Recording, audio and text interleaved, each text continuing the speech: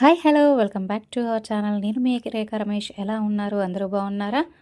So చాలా రోజుల తర్వాత మళ్ళీ వీడియో అప్లోడ్ చేస్తున్నాను. సో హెల్త్ ఇష్యూస్ అనమాట.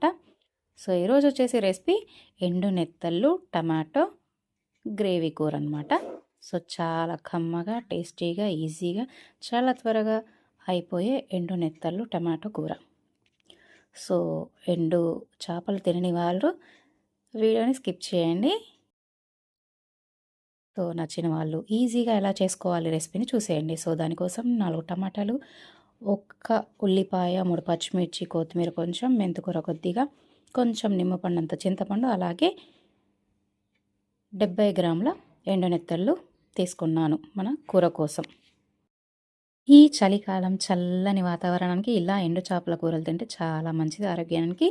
సో ఫస్ట్గా ఎండునెత్తళ్ళని కాస్త వేయించుకోవాలి. సో ఇలా వేయించుకోవడం వల్ల మెత్తబడిపోయిన ఎండు నెత్తలు కాస్త గట్టి పడతాయి. అలాగే దానికి ఉన్న ఏదైనా వేస్టేజ్ అంటే ఇసుక కానీ ఇంకేదైనా కానీ ఉంటే రాలిపోతుందనమాట. అందుకే ఒక 5 నిమిషాల పాటు వీటిని వేయించుకోవాలి.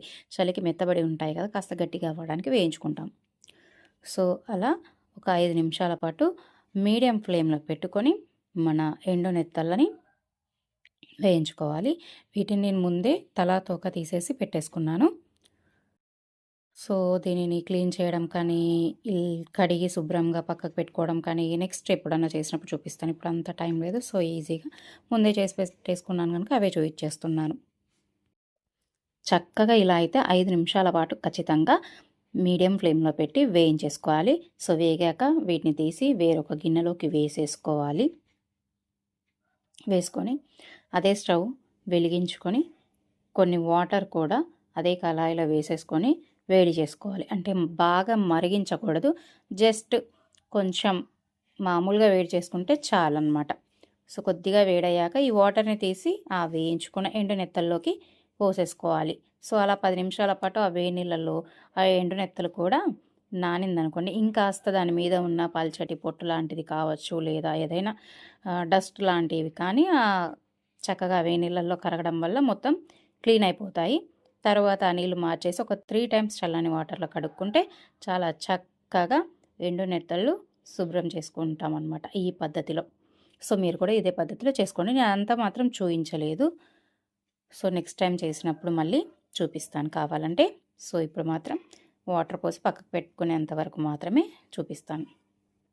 సో అలా మాత్రం చెప్పినట్లుగా మీరు క్లీన్ చేసేసుకొని నీట్గా పక్కకు పెట్టేసుకోండి. సో ఇప్పుడు చక్కగా స్టవ్ వెలిగించుకొని ఒక గిన్నె పెట్టుకొని ఆ గిన్నె కాస్త వేడెక్కాక దానిలో కూరకి సరిపడా ఆయిల్ నేను ఖచ్చితంగా 100 గ్రాముల ఆయిల్ పోసుకున్నాను. ఎందుకంటే ఎండు చేపలకి కానీ లేదు నాన్ వెజ్ ఏ ఐటెంకి కూడా కాస్త ఆయిల్ ఎక్కువగానే పడుతుంది, ఉంటేనే రుచి కూడా వస్తుంది. సో మీరు మాత్రం మీకు కావాల్సినంత వేసేసుకోండి. నేను మాత్రం ఇంత వేస్తాను. సో ఆయిల్ హీట్ ఎక్కాక ఒక సగం చెంచాడు ఆవాలు, జీలకర్ర ఆయిల్లో వేసేసుకోవాలన్నమాట. కాస్త అవి చిటపట అన్నాక ఫస్ట్ మనం ఏదైతే కట్ చేసి పెట్టేసుకున్నామో టమాటా, మెంతికూర, పచ్చిమిర్చి, ఉల్లిపాయ, కొత్తిమీర ఇవన్నిట్లలో ఫస్ట్ మెంతికూర ఆయిల్లో వేసుకోవాలి. సో ఎప్పుడైనా మెంతికూర అనేది వేడి వేడి నూనెలో వేయడం వల్ల అది చిట్లి ఆ వాసన అనేది ఆయిల్ మొత్తం పట్టేస్తుంది. సో కూర సపరేట్గా ఏ స్మెల్, నాన్ వెజ్ కదా, నీ స్మెల్ అనేదే ఉండదు, ఇంకా మెంతికూర స్మెల్లే వస్తుంది. సో అలా చూసారు కదా, వేడి వేడి నూనెలో వేస్తే ఎలా చిట్టపట అన్నదో. సో ఆయిల్ మొత్తం అలా లేవాలి పైకి. సో అలా వేసాక అది వేగాక ఒక్క నిమిషం తర్వాత ఉల్లిపాయ, పచ్చిమిర్చి కూడా వేసేసుకోవచ్చు. సో వేసి అవి కాస్త బాగా వేగాలి. గోల్డెన్ రెడ్ లేదు, మినిమం ఒక 60% ఫ్రై అవ్వాలన్నమాట ఉల్లిపాయ.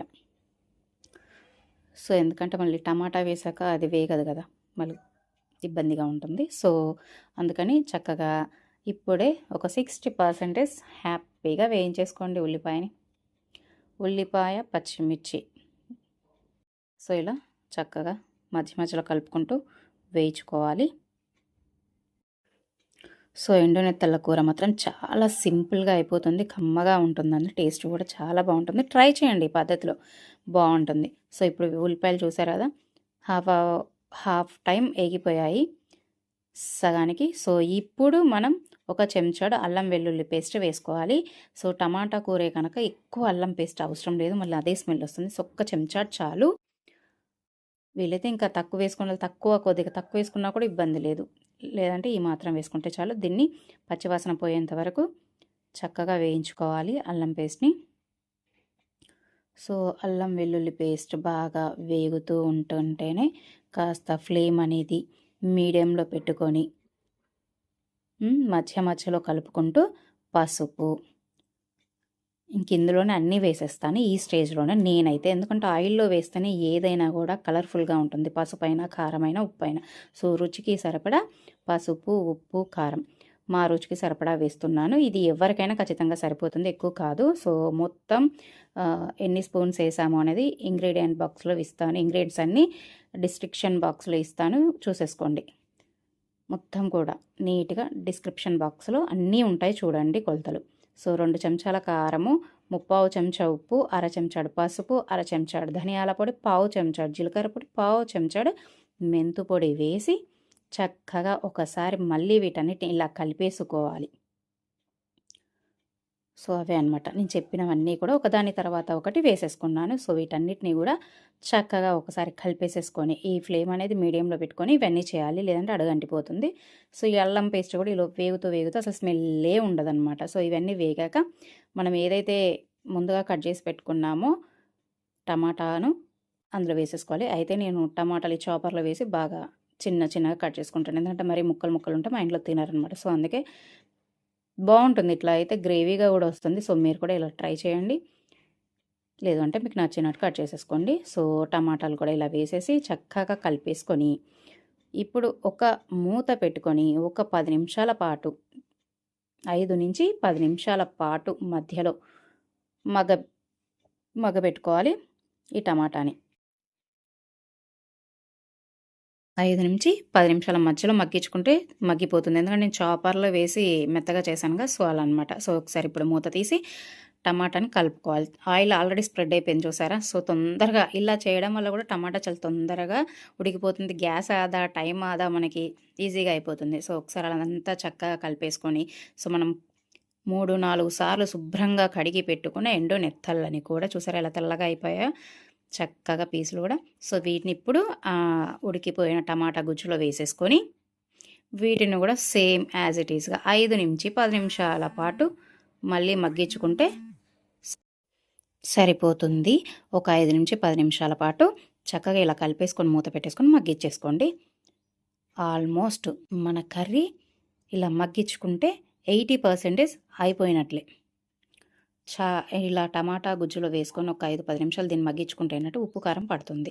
సో మగ్గించుకున్నాక మూత తీసి మళ్ళీ ఒకసారి కలిపేసుకొని సో దీంట్లో మిగిలిపోయినది ఏంటి ఇక లాస్ట్ అండ్ ఫైనల్ చింతపండు పులుసు. ఇక చింతపండు పులుసుని కూడా ఇందులో పోసేసుకొని అలాగే కొత్తిమీర కూడా వేసేసుకొని లాస్ట్ అండ్ ఫైనల్గా కొంచెం గరం మసాలా ఒక 1/2 teaspoon garam masala powder కూడా వేసేసుకొని చక్కగా అన్నిటినీ కూడా కలిపేసుకొని ఒక 5 నిమిషాలు లేక 10 నిమిషాలు చింతపండు పులుసు కాస్త మగ్గేంత వరకు ఇక ఉడికించుకుంటే మన కమ్మని ఎండు నెత్తాన్లు టమాటా కూర రెడీ అయిపోయినట్లే.